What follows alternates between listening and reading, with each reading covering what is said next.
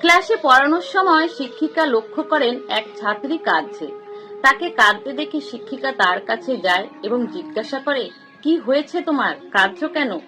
সে কাঁদতে কাঁদতে বলে, আমার কলেজ ফিসের টাকাটা চুরি হয়ে গেছে, ব্যাগেই রেখেছিলাম, কেউ হয়তো বার করে নিয়েছে। এই শুনে শিক্ষিকা ক্লাসের এক ছাত্রীকে বললেন, দরজা বন্ধ করে দাও, এখন সবার ব্যাগ সার্চ করা হবে। শিক্ষিকা প্রথম কয়েকজন ছাত্রীকে নিজেই সার্চ করলেন, তারপর ওই ছাত্রীদের বললেন পুরো ক্লাসের ছাত্রীদের ব্যাগ সার্চ করতে। সার্চ করতে করতে কিছুক্ষণ বাদে দুই ছাত্রী নিশা নামে একটি মেয়ের কাছে যায়, কিন্তু নিশা তাদেরকে নিজের ব্যাগ সার্চ করতে বাধা দেয়। ওই দুই ছাত্রী ব্যাপারটা শিক্ষিকাকে জানালে শিক্ষিকা সেই মুহূর্তেই নিশার কাছে যায়, কিন্তু নিশা শিক্ষিকাকে কিছুতেই নিজের ব্যাগ সার্চ করতে দেয় না। শিক্ষিকা নিশার উপর ভীষণ রেগে যায় এবং বলেন, নিশ্চয়ই এই মেয়েটি টাকা চুরি করেছে, আর সেই কারণেই নিজের ব্যাগ সার্চ করতে দিচ্ছে না।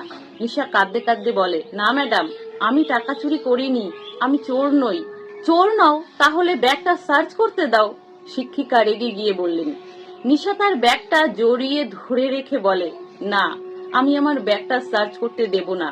শিক্ষিকা সামনে গিয়ে জোর করে নিশার কাছ থেকে তার ব্যাগটা ছিনিয়ে নেওয়ার চেষ্টা করে, কিন্তু সে পারে না। শিক্ষিকা রেগে গিয়ে নিশাকে জোরে একটা চড় মারে। নিশা কাঁদতে থাকে। ওই শিক্ষিকা তখন নিশাকে নিয়ে প্রিন্সিপালের রুমে যায়। কি হয়েছে জানতে চাইলে শিক্ষিকা প্রিন্সিপাল ম্যাডামকে পুরো ঘটনাটা খুলে বলে। এরপর প্রিন্সিপাল ম্যাডাম নিশাকে জিজ্ঞাসা করেন, তুমি কি টাকাটা চুরি করেছো? না ম্যাডাম, নিশা কাঁদতে কাঁদতে উত্তর দেয়। প্রিন্সিপাল ম্যাডাম বলেন, আচ্ছা ঠিক আছে, আমি মেনে নিলাম তুমি টাকাটা চুরি করনি, কিন্তু যখন ব্যাগ সার্চ করা হচ্ছিল তখন তুমি তোমার ব্যাগটা সার্চ করতে দিলে না কেন? নিশা চুপ করে প্রিন্সিপাল ম্যাডামের দিকে তাকিয়ে থাকে এবং তার চোখ থেকে সমানই জল পড়তে থাকে। প্রিন্সিপাল ম্যাডাম বুঝতে পারেন নিশার ব্যাগে এমন কিছু আছে যেটা সে কাউকে দেখাতে চায় না। প্রিন্সিপাল ম্যাডাম শিক্ষিকাকে ক্লাসে পাঠিয়ে দিয়ে নিশাকে নিজের সামনে বসিয়ে তার মাথায় হাত রেখে জিজ্ঞাসা করেন, কি আছে ব্যাগে? নিশা সেই মুহূর্তে ব্যাগটা প্রিন্সিপাল ম্যাডামের কাছে দিয়ে দেন। তিনি অনেকটা কৌতূহল নিয়ে ব্যাগটা খোলেন এবং দেখলেন ব্যাগের ভেতর থেকে বই খাতার পাশাপাশি একটা কালো রঙের প্যাকেট বেরিয়ে আসে।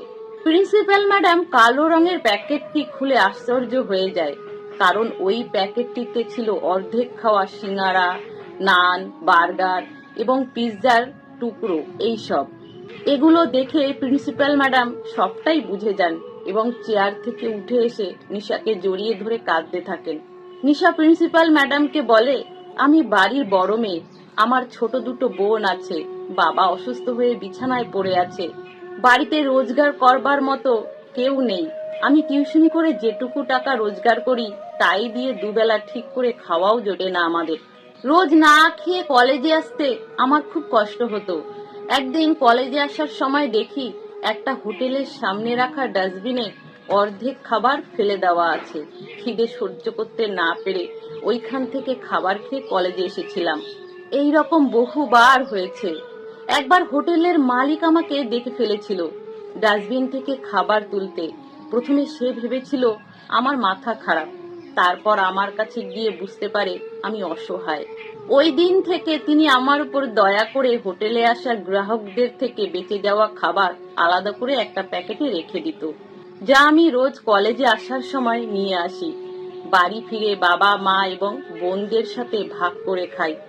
বাবা মা রোজ কাঁদতে কাঁদতে সেই খাবারগুলো খায়, আর আমার বোনেরা তো এটাও জানে না এই খাবারগুলো আসছে কোথা থেকে।